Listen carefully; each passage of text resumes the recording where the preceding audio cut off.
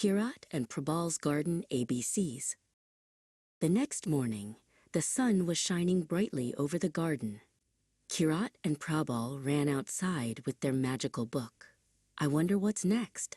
Prabal asked, his yellow hoodie strings bouncing as he ran. Keerat opened the book to a page with a giant frosty letter I. "Look, I is for ice cream," she cheered. Suddenly, two enormous, swirling strawberry cones appeared right in their hands.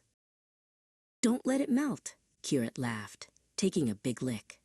As they finished their treats, the letter J hopped off the page.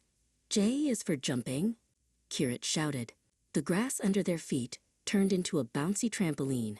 "Whee!" Prabal yelled, springing high into the air.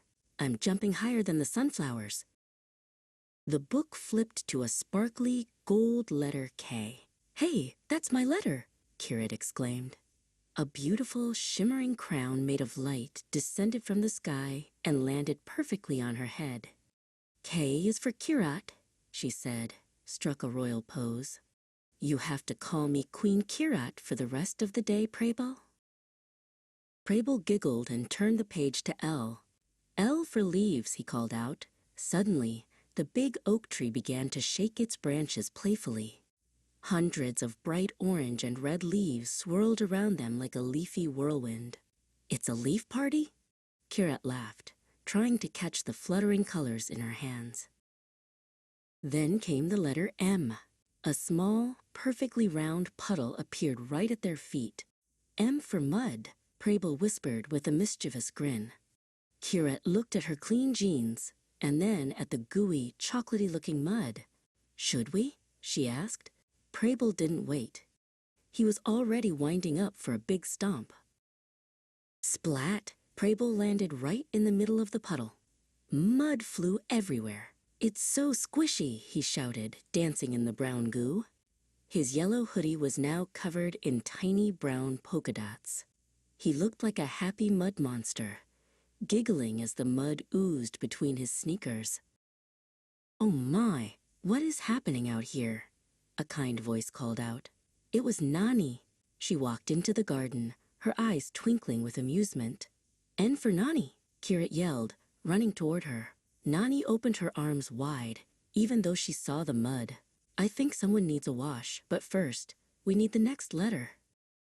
Nani reached into the pocket of her apron and pulled out a bright, round fruit. "Look, Prabal," she said. "O is for orange." She peeled it, and the sweet, citrusy scent filled the garden air. She handed a juicy slice to Prabal, who was still dripping with a little bit of mud. "Sweet and healthy," Nani said with a wink.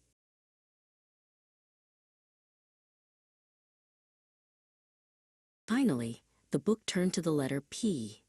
"That's me," Prabal cheered. "P for Prabal." A tiny cape appeared on his shoulders, fluttering in the breeze. "I'm Prabal the Powerful," he announced, striking a superhero pose next to Keerat. Keerat clapped her hands, impressed by her brother's new look.